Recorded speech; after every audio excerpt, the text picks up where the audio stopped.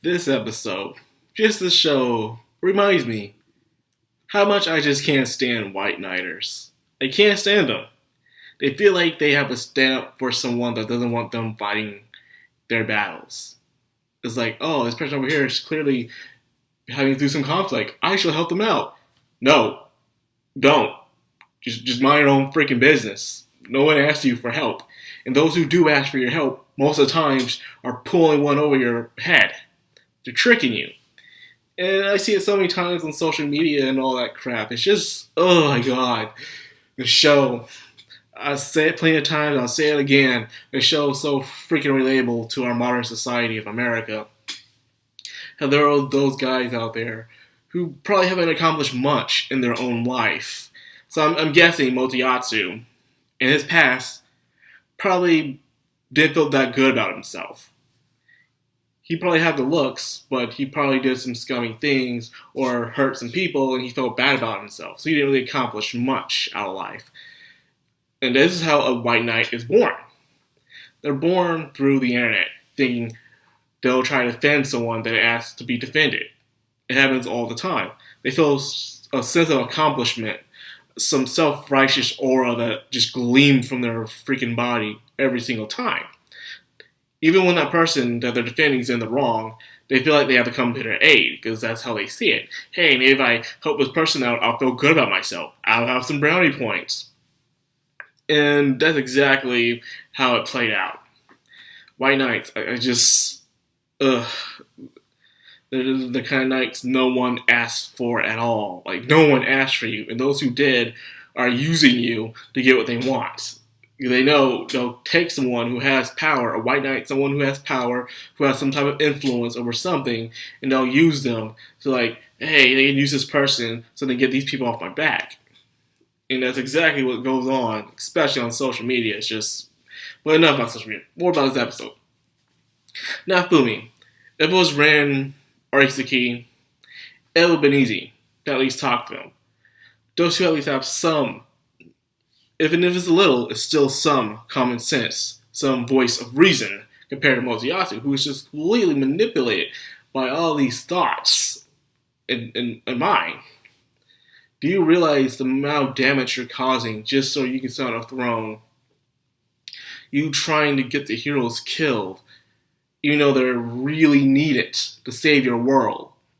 Hey, who cares about the small stuff? You can be queen as you think you are, even though you should damn well know that your mom don't trust you. So I don't know why she ever thought she'd be queen.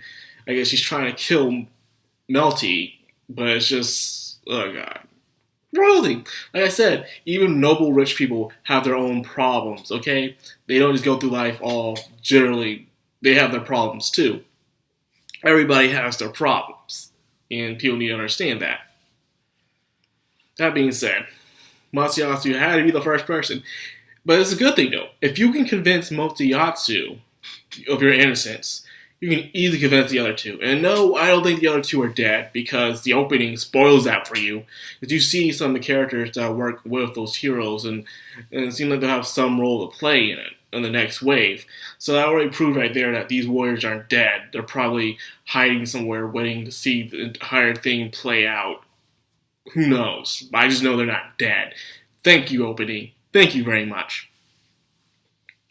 Now, with Naofumi and the crew, you get to see how strong they've become in this close quarters comeback battle. You see how, despite how Motoyatsu ignorant he is and how easily manipulated he is still a very powerful opponent. And he has gone in strength, higher skills and levels. And thanks to his team, despite how much I hate his team, they're still pretty good at supporting him when it comes to a fight. But then again, you have someone good as Naofumi's team, which is even better, you know. You got Reptilia for camouflage, or a sword that can cut off people's magic.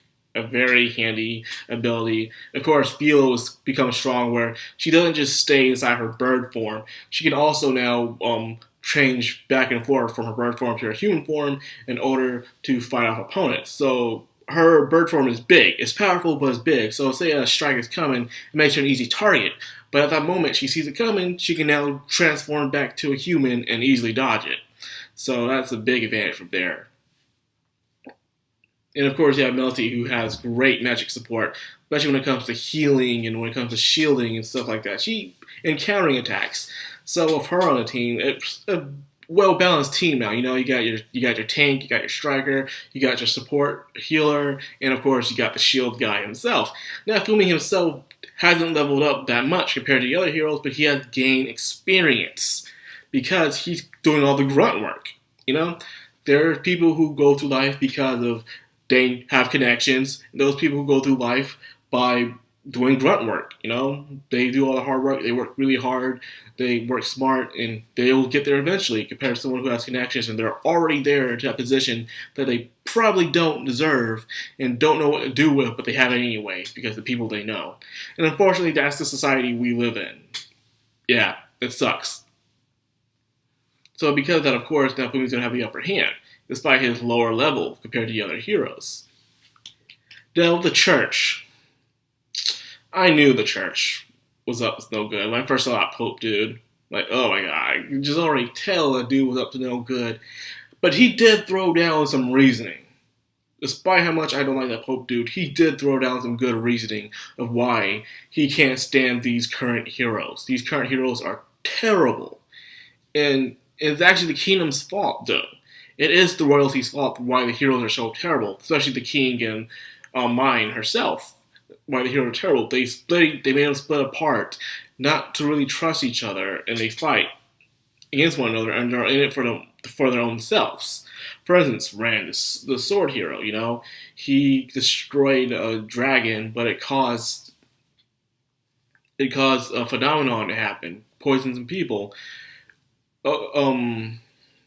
Isaki, this bow hero, he left his posts. He thought he saved a kingdom, but it ended up falling because the people who were helping him out just left. So it was left for dead. He left his post for his own selfish reasons. He thought he was doing good work. He thought it was a video game where you come in, you save the day, and that's it. He didn't thought about the reconstruction, the rehabilitation, and of course the rebuilding of the kingdom. He was just thinking about just defeating the bad guys and go away. And that's not how it works in reality. You don't just go to a war, stop the bad guys, and go out. No, you gotta lay down some ground rules. You gotta make a nice new kind of foundation on that platform. You can't just go and leave just like that, because it doesn't solve anything. You got rid of the problem, but you gotta get rid of the side effects of the problem.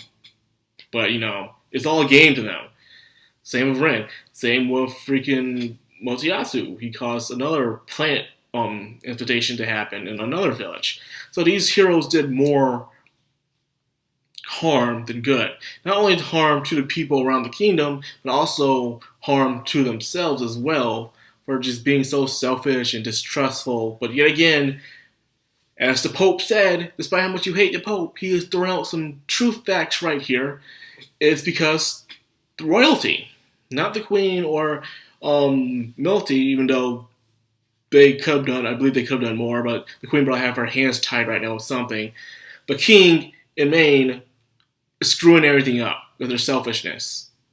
The heroes are probably out there in different places, defending them, working together, making strategies, trying to find a way to actually help out people, but instead, they just made things worse. Not the shield hero. The only thing the shield hero is that the bad name get on. They always hate the shield hero throughout the generations for some apparent reason.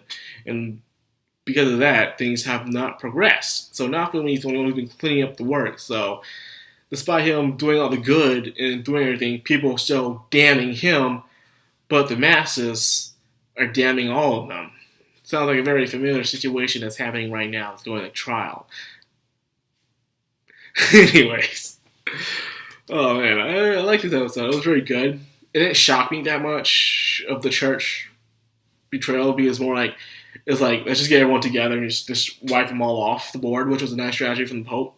And I'll be honest, if I was in his shoes and I see this shit happening, where I see these heroes and they're not really doing a good job at protecting people, but instead they're making things worse, I don't know. I wouldn't try to kill them, but I would say, you guys need to get your shit together, because you're screwing over the kingdom.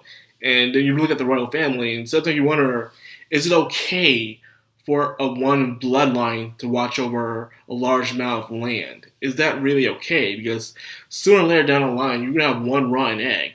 Now, one rotten egg is all it takes to completely screw over everybody. And that's exactly what happened, you know? That can happen, you know, right? The queen's in charge, the king's just by proxy. But if mine does become the next queen, imagine how screwed up the land will become. Especially how she's been handling the other heroes. Not a good job. If Milty, however, did it, these would be good, but just to see how close that was. So I would rather take my chance of choosing who my leader is than actually having someone go by blood who don't deserve it and just completely screw over everything.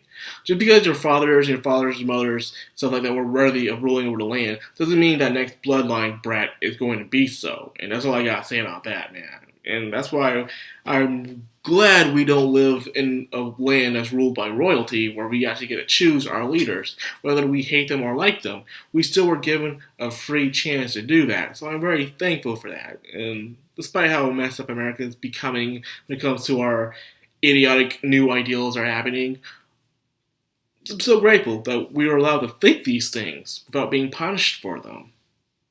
By the authorities, not online, okay? That's what I'm saying.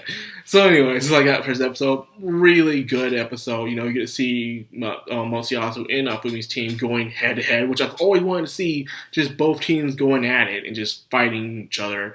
And now things are cleared up, will the other heroes finally work together? And that's the main question.